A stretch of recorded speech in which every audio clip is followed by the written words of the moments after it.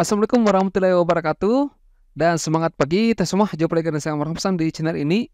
Ya, jadi pada kesempatan kali ini kembali kita membahas soal-soal TKP CPNS khususnya tentang soal pelayanan publik ya. Di sini saya menyajikan 10 nomor ya teman-teman, dengan rincian 5 nomor akan saya bahas dan 5 nomornya akan saya jadikan oleh-oleh yang teman-teman semua wajib dikerjakan ya. Baik, kita langsung saja masuk ke pembahasan soal-soalnya.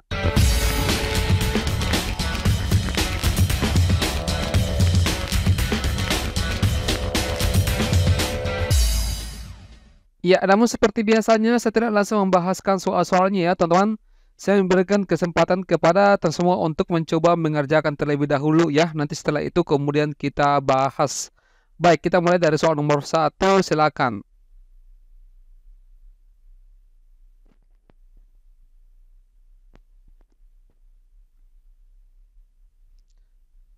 Oke, waktu habis ya.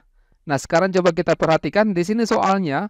Seorang pelanggan itu mengeluhkan adanya kerusakan pada barang yang ia beli kepada Anda. Anda ini sebenarnya sudah mengecek berkali-kali barang tersebut sebelum mengirimkannya. Akan tetapi, pelanggan tersebut ini tetap tidak mempercayai Anda dan mengklaim bahwa Anda ini telah menipunya dengan mengirim barang yang rusak. Ya, wah ini repot ya teman-teman. Nah, apakah yang akan Anda lakukan dalam situasi seperti ini? Ini saya langsung perlihatkan pembahasannya ya. Nah, di sini jawaban yang terbaik ya, yang kira-kira yang paling bagus untuk semua lakukan adalah yang opsi B di sini ya, yaitu meminta konsumen untuk mengirimkan bukti kerusakan barang tersebut dan mengecek kembali prosedur pengiriman. Ini saya beri skornya 5. Kenapa? Karena ini merupakan langkah profesional dalam menyelesaikan masalah ya. Ketika kita meminta bukti kerusakan dari barang itu ya, maka kita menunjukkan bahwa kita peduli dan berusaha mencari solusi. Oke. Nah, kalau misalkan bagian A di sini memutus kontak dengan pembeli tersebut karena kerusakan barang terjadi. Ini memutus kontak. Nah, ini sebenarnya bukan cara yang baik ya untuk menyelesaikan suatu masalah. Ini malah bisa-bisa merusak reputasi dari bisnisnya kita ya, teman-teman semua. Ini saya beri poin sebagai nilainya 2 ya. Nah, kemudian bagian C, mengganti barang tersebut dengan yang baru. Kalau misalkan mengganti barang ini sebenarnya juga sebagai tanggung jawab kita ya. Namun perlu dilakukan setelah adanya verifikasi. Makanya bagian C ini kalau ini mendapatkan 5, maka bagian C itu mendapatkan poinnya 4 ya. Nah, kalau bagian D meminta konsumen untuk memberikan biaya tambahan agar dapat digantikan dengan barang yang baru. Kita meminta konsumen ya untuk memberikan biaya tambahan. Ini malah dapat memperburuk situasi ya teman-teman, dan membuat pelanggan ini merasa diperlakukan tidak adil ya. Terutama kalau misalkan seandainya kerusakan itu terjadi bukan karena kesalahannya ya. Nah, ini malah tidak bagus. Ini saya berikan nilai 3 ya. Kalau bagian E, menyalahkan konsumen atas kerusakan yang terjadi. Nah, menyalahkan pelanggan ini ya ini malah lebih parah ya. Ini bisa-bisa merusak hubungan kita dengan reputasi atau pelanggan kita ya teman-teman semua, seperti itu ya. Oke, ini sebenarnya bukan pendekatan yang profesional dalam menangani keluhan. Oke, jelas ya untuk soal nomor 1. Kita lanjut ke soal nomor 2. Silakan.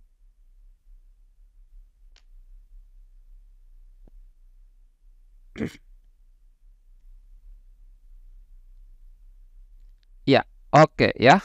Nah, di sini soalnya Ratih adalah orang yang bekerja di bidang pengembangan aplikasi Android.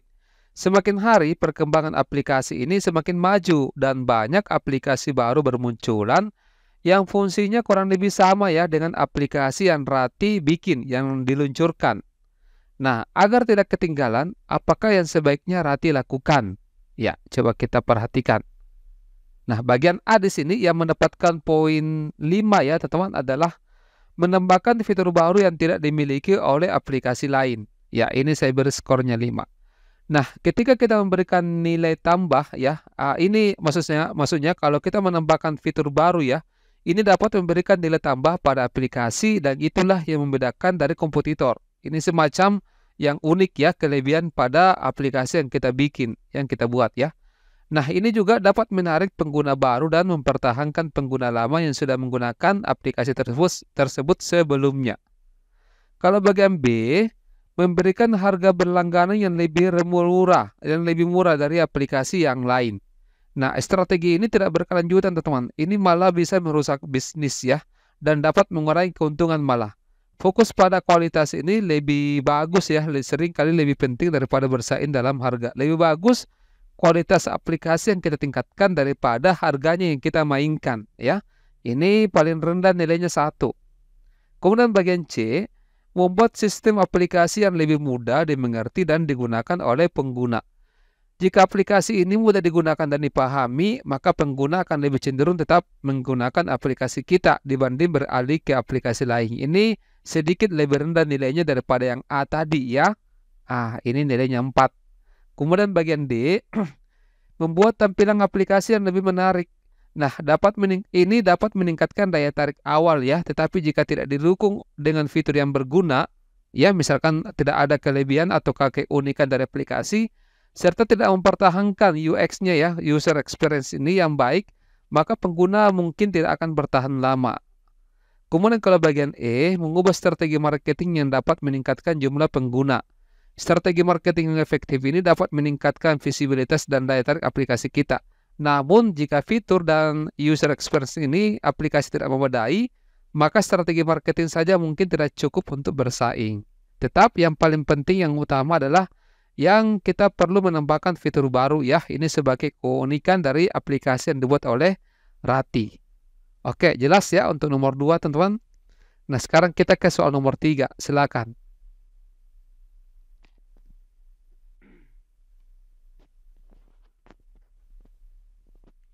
Ya, oke, jelas ya untuk nomor 3 ini coba diperhatikan. Adi telah selesai membantu seorang ibu untuk menyelesaikan permasalahan administrasi yang dialaminya. Ibu tersebut kelihatan capek ya, kelihatan lelah karena berasal dari daerah yang jauh. Nah, ibu tersebut bercerita bagaimana ia bisa terlibat dalam permasalahan tersebut, tetapi lama-kelamaan ceritanya itu melebar menjadi cerita sedih tentang ia yang baru kehilangan anaknya hingga ibu tersebut menangis. Ya, ini seolah-olah ibu tersebut curhat ya, seperti itu. Nah, kira-kira apa yang sebaiknya Adi lakukan? Ya, coba kita lihat. Nah, di sini bagian A, kita dengan senang hati mendengarkan cerita ibu tersebut. Nah, ini merupakan tindakan yang sangat bagus ya, bisa dikatakan yang sangat empatik seperti itu. Tetapi jika dilakukan terlalu lama, ini bisa mengganggu pekerjaan lainnya, apalagi kalau misalkan ada antrian berikutnya ya, ini sedikit agak mengganggu ya.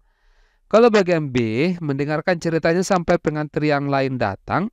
Nah, ini bagus ya, menunjukkan juga empati dan adanya kepedulian tanpa mengabaikan tanggung jawab kita ya terhadap pengantrian lain. Jadi kalau misalkan ini tadi saya berempat, maka ini yang paling lengkap, paling tinggi nilainya ya, yang mendapatkan poin 5. Kalau bagian C, dengan sopan mengakhiri percakapan untuk melanjutkan pekerjaan. Ini juga bagus ya, tetapi ini menjaga profesionalisme, tetapi mungkin terasa kurang empatik bagi ibu tersebut. Ya, ini sedikit lebih rendah daripada bagian A ya. Memberi penghiburan kepada ibu tersebut supaya bisa melanjutkan antrian. Tindakan ini baik, tetapi bisa jadi kurang memadai jika ibu tersebut masih membutuhkan waktu untuk menenangkan diri. Kalau bagian E, meminta bantuan karyawan lain untuk berbicara dengan ibu tersebut.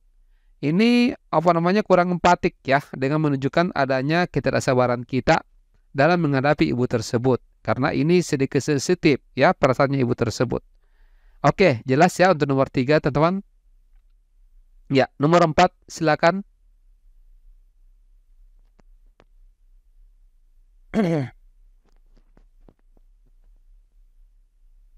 Ya, oke, waktu habis ya. Nah, di sini soalnya saat Rizka sedang melayani pengaduan masyarakat, Rizka melihat seorang pemuda yang bersikeras menukar nomor antriannya dengan pemuda kedua yang terlihat lebih muda darinya sehingga terjadi adu mulut ya. Nah, apa yang sebaiknya Rizka lakukan? Ya, yang paling tinggi di sini poinnya adalah yang opsi B ya, yaitu meminta bantuan karyawan lain yang senggang untuk melerai karena Rizka sedang sibuk. Ya, ini menunjukkan bahwa kita ini dapat mengelola waktu dan bisa memanfaatkan rekan kita yang lain, serta dapat menangani situasi tanpa meninggalkan pekerjaan kita yang lain. Kalau bagian A, tetap melanjutkan pekerjaan melayani pengaduan di depan Rizka ya, di depan mejanya seperti itu. Nah, ini kesannya kita mengabaikan konflik yang sedang berlangsung ya, dan bisa-bisa memperburuk situasi dan menambah ketidaknyamanan bagi orang yang lain yang terlibat. Ini mendapatkan poin 2. Kalau bagian C, melerai perdebatan tersebut dengan memihak pada pemuda kedua. Ya, memihak pada salah satu pihak ini bisa dianggap tidak adil dan bisa memperburuk konflik. Ini paling rendah ya. Kalau bagian D, mengingatkan untuk tetap tenang. Ini langkah awal yang baik untuk meredakan situasi, tetapi tidak ada solusi yang diberikan, ya, tidak menyelesaikan masalah, ya. Nah, kemudian bagian E menegaskan pada pemuda pertama bahwa ia tidak akan dilayani jika tidak tertib. Ya, ini kita ada ketegasan ya, ada ketegasan tentang pentingnya ketertiban. Namun ini perlu kehati-hatian dalam menyampaikan ke pemuda tersebut. Jadi kalau ini mendapatkan 5, ini poinnya 4. Kalau yang bagian D itu 3 ya. Oke, soal terakhir sebelum kita bahas, sebelum kita berikan oleh-oleh ya, silakan.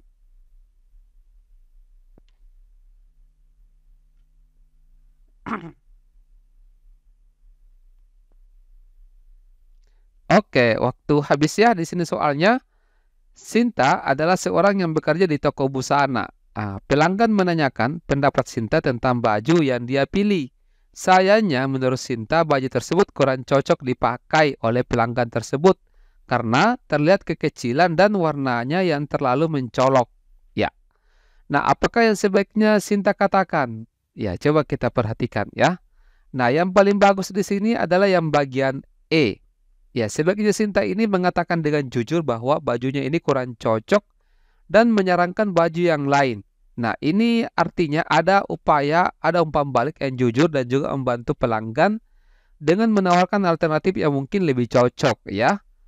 Kalau bagian A, tetap mengatakan pakaian tersebut terlihat bagus agar tidak membuat pelanggan kecewa. Nah, ini memberikan umpan balik yang tidak jujur ya, dan bisa berisiko jika pelanggan akhirnya merasa kecewa setelah membeli produk yang tidak sesuai ya. Wah, ini 2 ya poinnya. Memperhatikan dengan seksama kemudian mengatakan bahwa semuanya terlihat bagus.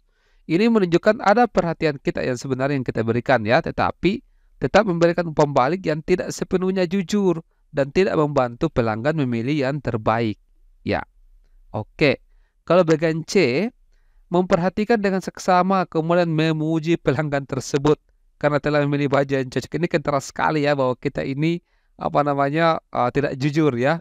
Memuji pelanggan tanpa jujur bisa menyebabkan masalah jika pelanggan merasa produk yang dipilih tidak sesuai setelah pembelian. Wah, ini bisa kita dikomplain ya.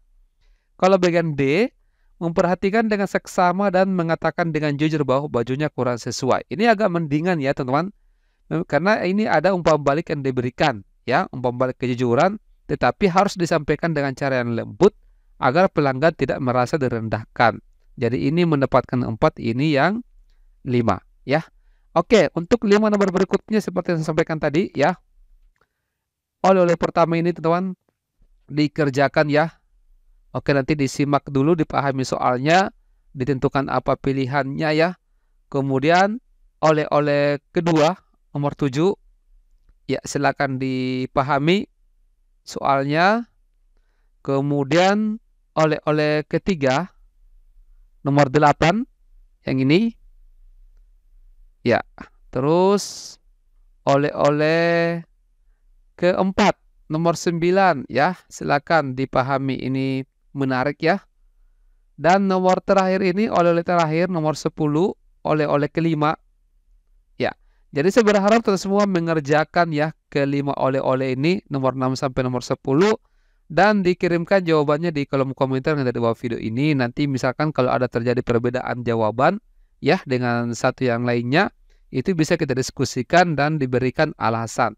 Nanti kalau sempat ya, kita akan bahas video seperti ini, TKP pelayanan publik, di pembahasan soal berikutnya. Baik, saya kira sampai di sini. Terima kasih banyak atas perhatiannya. Semoga teman-teman semua bisa lulus tes ya, pada tes CPNS tahun ini. Saya akhiri, wassalamualaikum warahmatullahi wabarakatuh, dan semangat pagi.